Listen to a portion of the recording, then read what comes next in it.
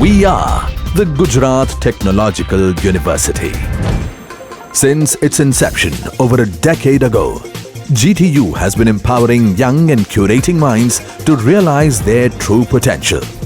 Over 4 lakh inspired students are enrolled with one of the premier academic universities in India.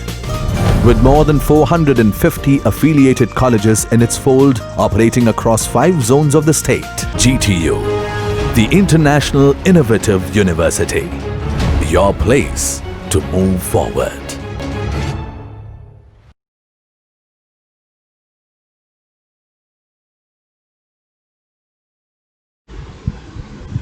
Hello dear students, myself Dr. Damayanti Chibadka, Assistant Professor in Civil Engineering Department from SN Patel Institute of Technology and Research Center, Humrak Babin, having Institute Code 049. Today we are going to discuss about the topic Durability of Concrete Part 1 from your subject of ME second semester Construction Engineering and Management branch, Advanced Concrete Technology, having subject code 3721417. Today we are going to discuss about the durability of concrete. This topic is very long, so we will discuss one part in this lecture. So at first, it is estimated that worldwide consumption of concrete today is around 8.8 billion tons per year. Due to massive developments taking place in country like ours, it is expected to grow steadily during the next century. So we can say that concrete is the main concern for civil society. Concrete is a very durable material, but at the same time, concrete structures have shown poor durability and loss of strength within a few years of their service life. No doubt, we know that concrete having good compressive strength, but simultaneously it is weak in tension, and also durability is a main focus point in that. This is the truth the world over. Gigantic amount of money is being spent on maintenance, repairs run annually into billions of dollars even in many developed countries. In a concrete structure, premature deterioration, excessive wear, and unsatisfactory service life can occur either due to the concrete chemically reacting with environment pollutants or rusting of steel in concrete, subsequently causing swelling or disintegration. Now there is a question about the steel. So we know that in concrete structure that reinforcement is from steel. Okay, so there is a problem due to steel also. Now we know prevention is better than cure. It is therefore essential to design, plan and construct reinforced concrete structures with proper control at every stage, first by preventing porosity of any nature, and secondly by ensuring that properties of concrete materials and their proportions are suitable enough to face the environment pollutants. Now, what are the controls in durability? So, to achieve good durability of concrete, the following factors should be properly controlled. Please focus on that slide. The first one is structural design, study of environment in which the structure is being constructed, temperature, humidity and chemical conditions to be examined. Otherwise, durability affect badly on concrete. Means that point is very curious in a concrete. Concrete specification such as maximum water to cement ratio, maximum cement content, type of cement and grade of concrete is also very important. Quality of concrete cover around the steel reinforcement and embedment. This includes the quality of concrete cover blocks as well. Figure 2 means upcoming figure shows deterioration of concrete due to poor quality of concrete around the steel reinforcement. Here you can see that figure. So selection of all materials of concrete and good concrete mix design, workability and cohesiveness of concrete mix, Now batching, mixing, transporting, placing, compacting, and most important thing is curing. Concrete in plastic form should be uniform and care should be taken to prevent segregation. Maintenance and usage in service life, concrete structures are often tampered with or modified. Structures are often overloaded without any consideration about its load carrying capacity. So this figure showing you the durability bad effect on concrete. Causes and preventive measures are very important terms in durability of concrete. So deterioration of concrete can take place basically due to porosity. Concrete has porosity of several types. There are many types. Few we will discuss over here. Capillary pores, entrapped air, honeycombs and cracks. Okay. So based on that, if we will talk about the porosity in concrete, then under causes and preventive measures, there can be micro or macro pores present in concrete. We can visualize or maybe we need some techniques to visualize it. Micropores are in form of capillary pores in the cement gel. Macropores can be due to entrapped air as a result of stiff workability or poor compaction of concrete. Honeycombing as a result of segregation or use of non-cohesive mix causes large voids. Leaching of excess lime also causes porosity, and because of that concrete become weak and it will not withstand again durability aspects. Now if we talk about capillary pores, then capillary pores in concrete can be large as 5 micrometer in diameter.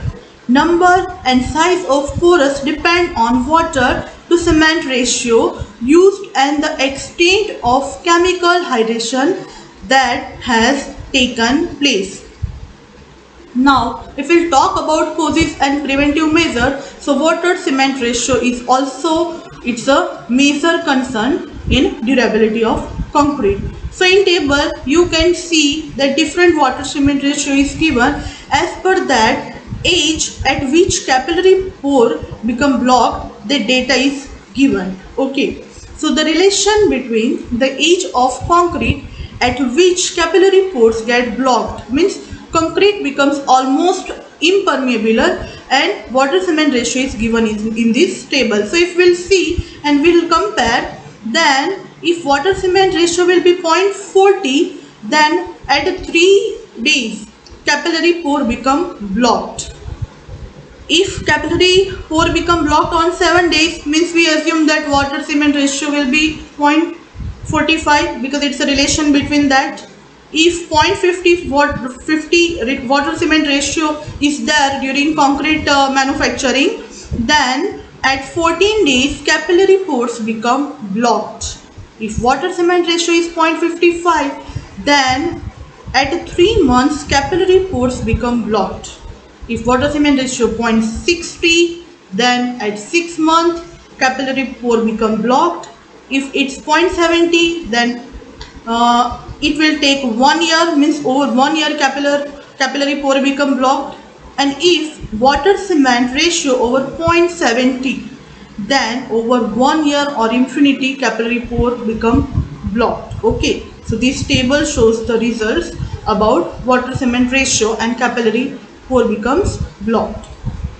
Now we can say from table it is clearly indicated that water cement ratio increases, the concrete remains permeable for a longer period, thereby permitting increase of moisture and chemicals to penetrate it, leading to corrosion of reinforcement and creating other durability problems. Concrete with water cement ratio 0.7 remains vulnerable to chemical and moisture increase over 1 year, while concrete with water cement ratio is equal to 0.4 almost becomes impermeable within 3 days of casting, means it's a good sign under water cement ratio 0.4. Now, permeability of concrete. So, in that, concrete produced with low water to cement ratio displays low coefficient of permeability of concrete as compared to concrete produced with high water cement ratio. This table shows coefficient of permeability of different water cement ratio. Okay. So the table below gives the coefficient of permeability of concrete made using same material but with different water cement ratio. Means we can say that water cement ratio also affect durability of concrete. So if water cement ratio will be 0.35, then coefficient will of permeability will be 1.05 into 10 raised to minus 3. If water cement ratio 0.50, then you can see the large difference. Coefficient of permeability will be 10.30 into 10 raised to minus 3. It is a very high compared to 0.35. Now, if coefficient of permeability for water cement ratio 0.65, then coefficient of permeability will be 1000 into 10 raised to minus 3. Okay. So this table shows the relation between water cement ratio and coefficient of permeability under durability topic. Now we'll again talk about the causes and preventive measures. So under that, the whatever table we seen in previous slide, this clearly indicates that lower the water cement ratio, lower the permeability. The coefficient of permeability increases about 1000 times with the increase in water cement ratio from 0.35 to 0.65. Now permeability and porosity of concrete made from pozzolanic cements. So permeability of pozzolanic cement paste, which is initially higher as compared to ordinary Portland cement, tends to become lower as the curing period proceeds. Again focus on that. Permeability of pozzolanic cement paste, which is initially higher as compared to OPC, ordinary Portland cement, tends to become lower as the curing period proceeds. Even though pozzolanic pastes are always more porous than those made up of ordinary Portland cement, the permeability of pozzolanic cement paste is identical to that of ordinary Portland cement after a lapse of time. 4. The first 7 to 15 days cement hydration only involves the clinker and gypsum fraction. Pozzolanic material or fly ash will hydrate later on at a slower rate and within an already rigid structures. Some lime reaction products are formed mostly through complex process of dissolution, transportation and precipitation. Mass precipitation into the porous previously formed by hydration of the clinker fraction is not able to fill the large porous completely but blocks smaller capillaries connecting larger pores or at least reduce their opening considerably. As a consequence, porosity of pozzolanic cement paste remains higher than or at the most becomes the same as ordinary Portland cement, but the permeability becomes lower. Concrete made up with 35% fly ash containing cement has turned out to be 2 to 5 times less permeable than concrete manufactured with ordinary Portland cement or blast furnace like cement or GGBFS cement. Concretes made using pozzolanic cement have a better flexural compressive strength ratio and reduced tendency towards cracking than concrete made using ordinary Portland cement. Now, under the causes and preventive measures, we will discuss about the leaching. So, from word itself, we can understand this process, but we will discuss technically. So water can decompose any of the hydrated compounds present in concrete. If concrete becomes in continuous contact with water or moisture, please focus over here. If concrete comes in continuous contact with water or moisture, the free line occurring in hardened concrete being easily soluble is the first compound to be attacked and will leach out. This lime extraction to the concrete surface increases both porosity and permeability. The soluble calcium hydroxide leaches through the capillary pores of concrete and leaves a passage for other pollutants such as water, chlorides and sulfates to enter in it. This also causes alkalinity of concrete to drop, initiating corrosion of steel within the concrete. Now, cracks in concrete. So in modern concrete structure, not enough attention is being paid to the fundamental principle of concrete technology governing cracking. In general, cracks in concrete range in width from 0.1 mm to 1 mm and are primarily caused due to the followings: temperature gradient including frost action, humidity gradient, drying shrinkage, rapid drying condition, plastic shrinkage, structural overloading, cyclic or impact loading, inadequate structural design and detailing, chemical causes including corrosion of reinforcement. Concrete starts cracking at an early age when it is still in plastic stage. For details, refer booklet on plastic cracking of concrete from your MS Shetty Concrete Technology book. When freshly hardened concrete is exposed to temperature and humidity gradient, it experiences thermal and drying shrinkage strains. One of these two gradients will have more dominating effect on concrete depending on the followings like temperature and humidity of the environment, size of the structural element, temperature of concrete, physical and chemical properties of concrete materials, mixed proportion of concrete materials. Then under the restraint conditions in hardened concrete, shrinkage strain causes a tensile stress. The concrete material will develop cracks when this induces tensile stress exceeds the tensile strength of concrete. However, due to viscoelastic behavior, means we can say that creep of concrete material, some of the stress is relieved and it is the residual stress after the relaxation due to creep that will be responsible for cracking in concrete. Cracks on concrete surface may or may not influence the strength, but if structural crack will be there, then it's a matter of problem.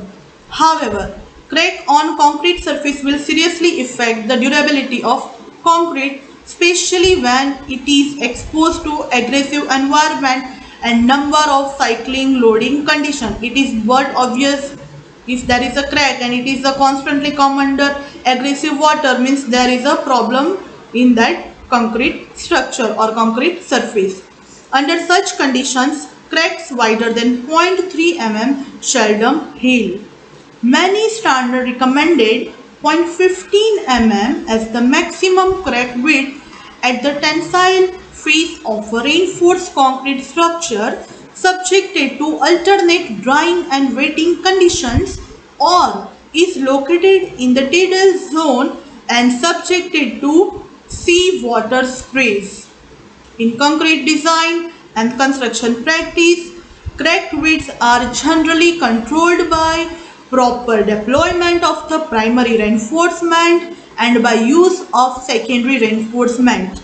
However, it is well established that reinforcement still does not prevent cracking or reduce cracking. It simply transforms a few wide cracks into many fine crack and micro cracks.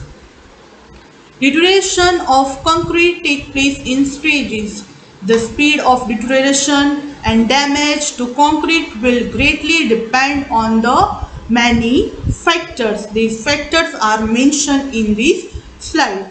So continuous or discontinuous crack, microcrack and porous weathering effects such as cycling heating and cooling or wetting and drying, cycling loading or impact loading, environmental action of aggressive chemical ions and their penetration. Is crack and pores are continuous deterioration due to penetration of aggressive chemical ion will be faster when the cyclic weathering and loading conditions are very repetitive. The discontinuous pores and crack will become continuous and aggressive chemical ions will cause deterioration at first, gradually and later at increasing rate. The model given in figure means in next slide shows stage wise concrete deterioration due to environmental and other effects. So please focus on that. That is a stage 1 means no visible damage.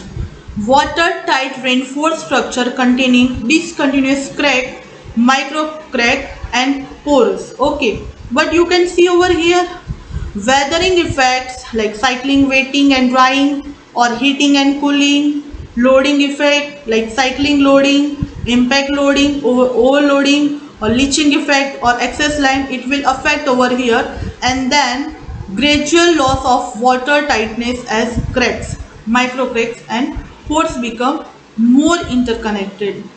If you go in a that way means that arrow you can see downward, so if you go in a that way, so stage 1 is no visible damage, but after that in a stage 2 initiation and slow propagation of damage means visible at some places, then under stage 3 faster propagation of deterioration, visible damage at many places, and under stage 4 propagation of damage at increased rate. Okay, so here you can see that stage 1 2 3 4 because of these conditions.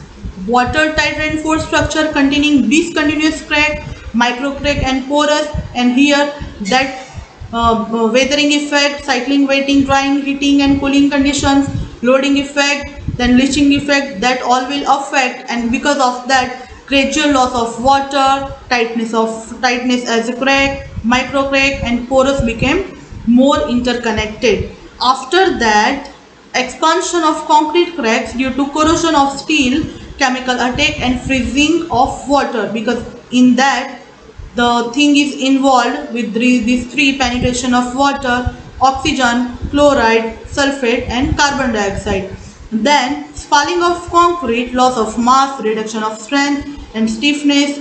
So repair and rehabilitation is not possible in this case because increased penetration of water, oxygen, chloride, sulfate and carbon dioxide are present over here. So means we can say that repair and rehabilitation is not work over there, and because of that whatever structure will be there, it will collapse in a final stage. Excessive penetration of water, oxygen, chloride, sulfate and carbon dioxide. So step by step, due to all the bad effect, our structure will collapse.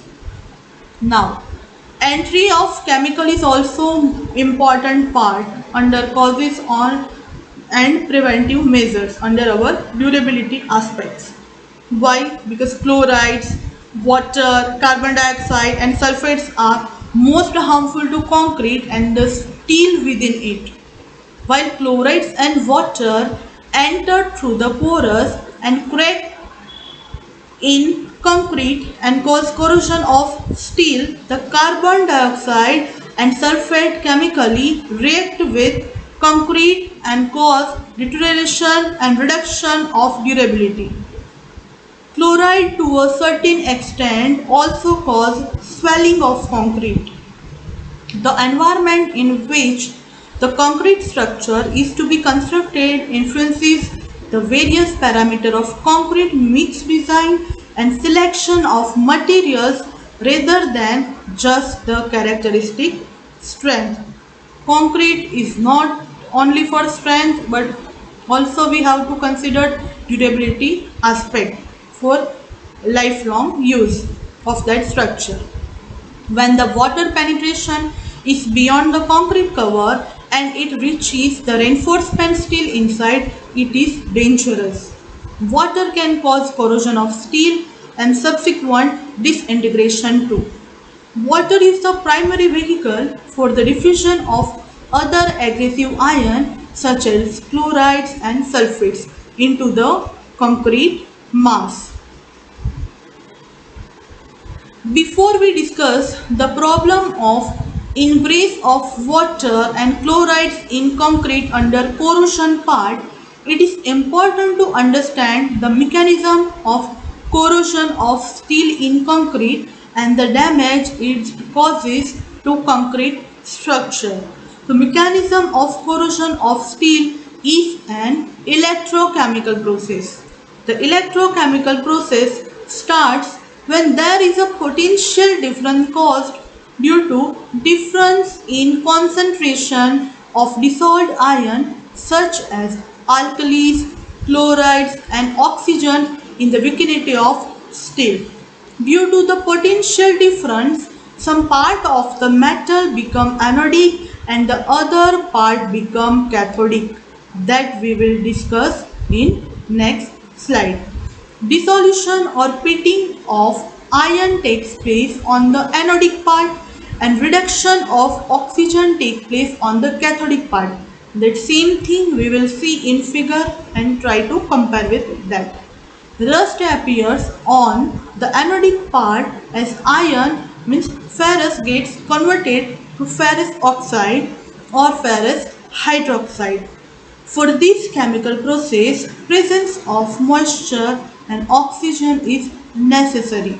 The concrete acts as an electrolyte and the electrochemical process takes place as per shown in figure. Now, in electrochemical process of corrosion, we can see concrete over here. Here steel rod is there. You can see Cl minus, chlorides are there, air is present, means O2 is there, H2O water is there, concrete is here, then steel rod is here. Okay. So, as per the theory, if we will go through that image, then we can see the anode dissolution of iron. Means we have Fe.